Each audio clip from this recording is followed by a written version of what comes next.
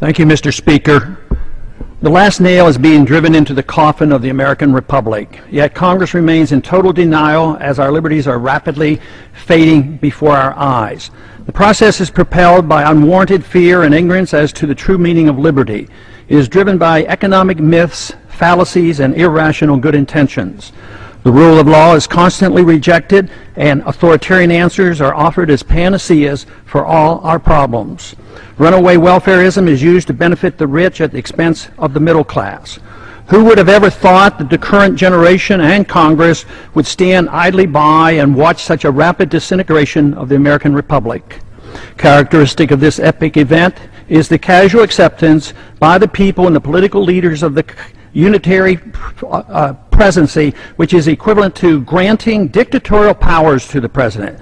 Our presidents can now, on their own, order assassinations, including American citizens, operate secret military tribunals, engage in torture, enforce indefinite imprisonments without due process, order searches and seizures without proper warrants, gutting the Fourth Amendment, ignore the 60-day rule for reporting to the Congress the nature of any military operation as required by the War Powers Resolution, continue the Patriot Act abuses without oversight, wage war at will, treat all Americans as suspected terrorists at airports with TSA groping and nude X-raying. And the Federal Reserve accommodates by counterfeiting the funds needed and not paid for by taxation and borrowing, permitting runaway spending, endless debt, and special interest bailouts. And all of this is not enough. The abuses and usurpations of the war power are soon to be codified in the National Defense Authorization Act, now rapidly moving its way through Congress. Instead of repealing the 2001 authorization for the use of military force, as we should, now that bin Laden is dead and gone, Congress is planning to massively increase the war power of the president. Though an opportunity presents itself to end the wars in Iraq, Afghanistan, and Pakistan, Congress, with bipartisan support, obsesses on how to expand the unconstitutional war power of the president he already holds.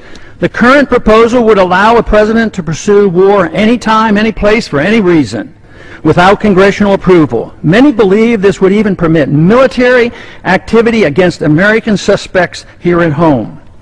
The proposed authority does not reference the 9/11 attacks. It would be expanded to include the Taliban and associated forces, a dangerously vague and expansive definition of our potential enemies.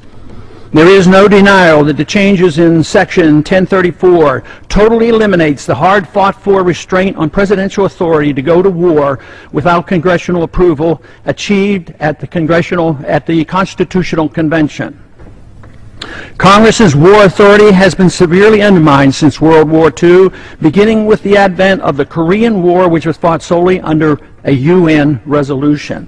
Even today, we're waging war in Libya without even consulting with the Congress, similar to how we went to war in Bosnia in the 1990s under President Clinton.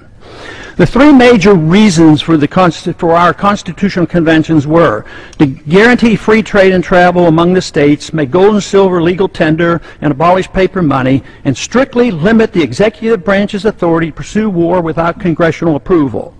But today, Federal Reserve notes are legal tender, gold and silver are illegal. The Interstate Commerce Clause is used to regulate all commerce at the expense of the free trade among the states. And now, the final nail is placed in the coffin of congressional responsibility for the war power, delivering this power completely to the president, a sharp and huge blow to the concept of our republic. In my view, it appears that the fate of the American Republic is now sealed, unless these recent trends are quickly reversed. The saddest part of this tragedy is that all these horrible changes are being done in the name of patriotism and protecting freedom. They are justified by good intentions while believing the sacrifice of liberty is required for our safety. Nothing could be further from the truth.